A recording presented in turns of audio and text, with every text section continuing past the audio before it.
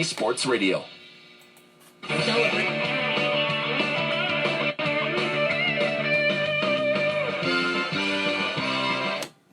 Now that's bumper music.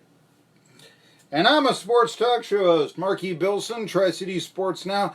Talking about media days, there is some room for optimism with Tennessee. I don't know if necessarily it comes from what Pruitt had to say at media days, Jeremy Pruitt, the head coach of the Volunteers, but I'll just give you this. I mean, hey, I was telling you yesterday, I think VMI might be the most improved team in the Southern Conference, which basically means that instead of winning one game this year, they could win 3.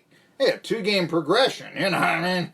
ETSU would love that. They'd win 10 games this year then. And they got to play App State and Vandy. So they'd really love that. You know, they could be a 2-game progression. Well, you know, yeah.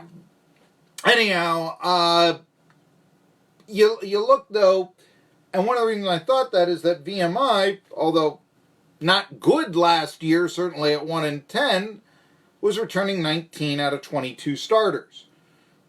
Tennessee's kind of the same way. They're returning 17 starters. 10 on offense, 7 on defense. But like VMI, how good are they? And really, I've said that I think that the most important, really for not only the short term, but the future of the Tennessee program is not so much Jeremy Pruitt, but Jarrett Guarantano. Because, look, if Jarrett Guarantano struggles and Tennessee has a 3rd straight losing season, what's that going to do for the future? You want to talk about, I read Wes Rucker, as I said in the first half hour, saying, well, it's inevitable that Tennessee will win again because they always used to. Oh, I think I'll have a winning record, don't get me wrong, but, to think that a national championship in the near future is imminent is ridiculous. I mean, what do you think they will do? I mean, 8-4 this year? Well, that's a optimistic slant. Could happen. 4-8? Well, you're being a little bit we're being a lot bit pessimistic, even after a 4-8 season and a 5-7, because I do think of the returning starters and the schedule isn't all that difficult and all that. 7-5, 6-6. That's probably about realistic. Vegas put them at 6.5 victories. So if you're a glasses half full Tennessee fan, as most of them are, that would mean realism is 7-5. If you're a glass half empty, 6-6. It's about what you look at, One game more than that, one game less. And yes, I realize that I had a 2-game, band. So 8-4, 5-7, well, that could happen too. Is where I'm going. But don't start, get some people out there. 11-1. I mean, then you know that if somebody is saying that they're idiotic. I mean, they're not worth talking to, that sort of thing. Anyway, a couple of other points that he made. One positive that I heard was that 60 players stayed on campus after May, whereas 20 had stayed in practice after practice ended last season. That's always a good sign. They're staying in a weight room. They're still in, all right, that's good.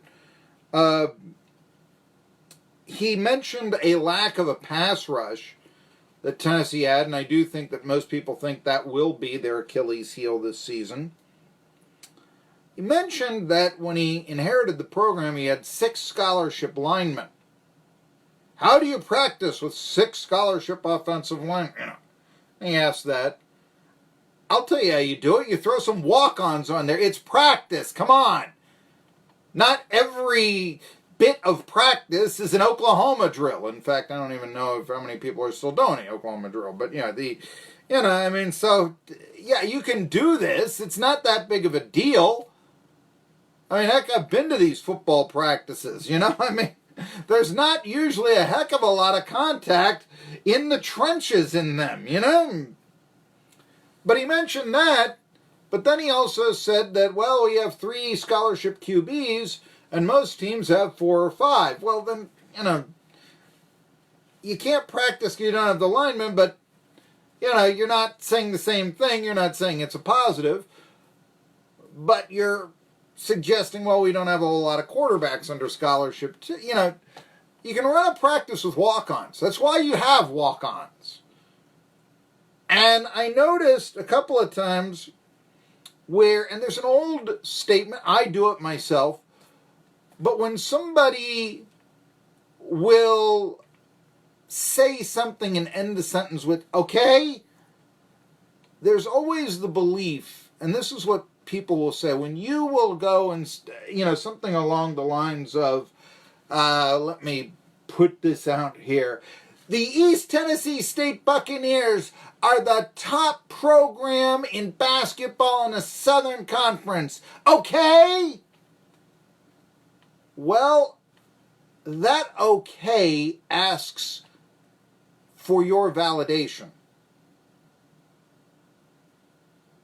That is a mention that maybe you're not 100% when you make that statement.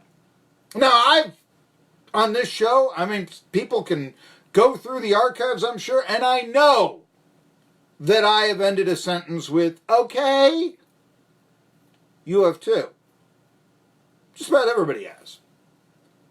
But watch it, because when you do finish a sentence, declarative statement, and okay, that means that you're asking for the audience, the listener's approval, because you don't have it 100%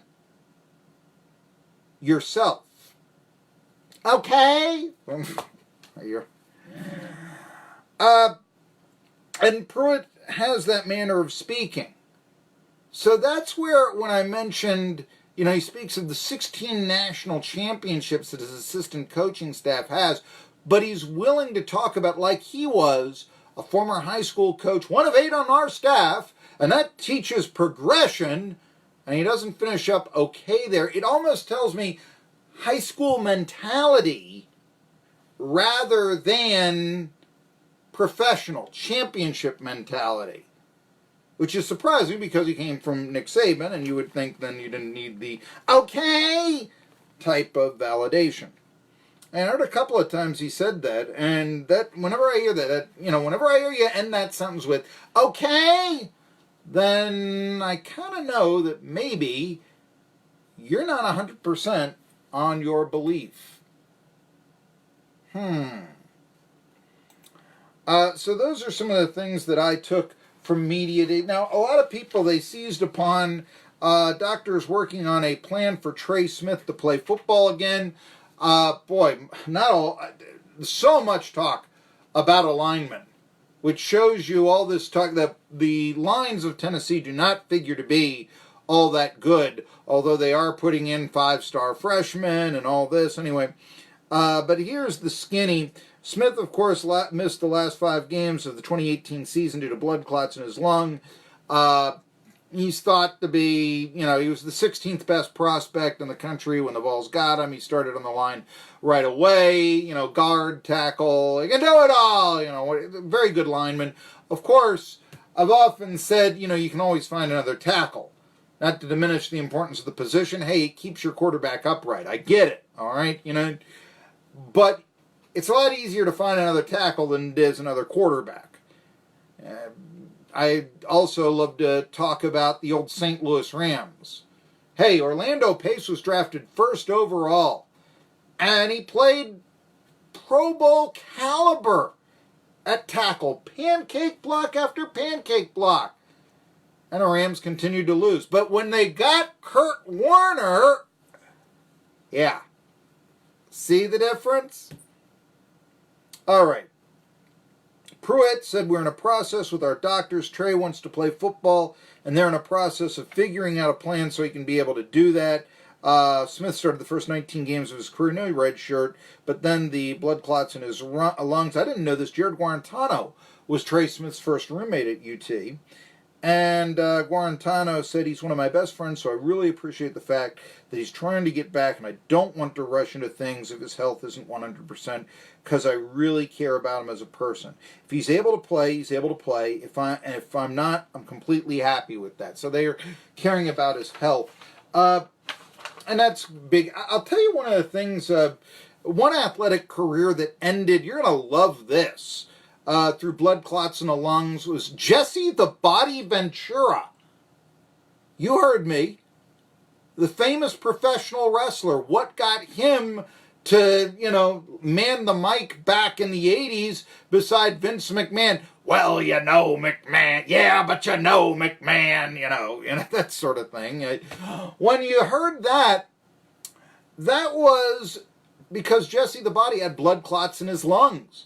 And he couldn't wrestle. And on occasion, he might do it, after he became an announcer and all that.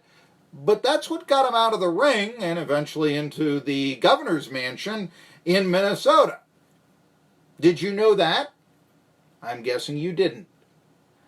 And I mention that because there's an example of a very prominent athlete, a pro wrestler, we all know.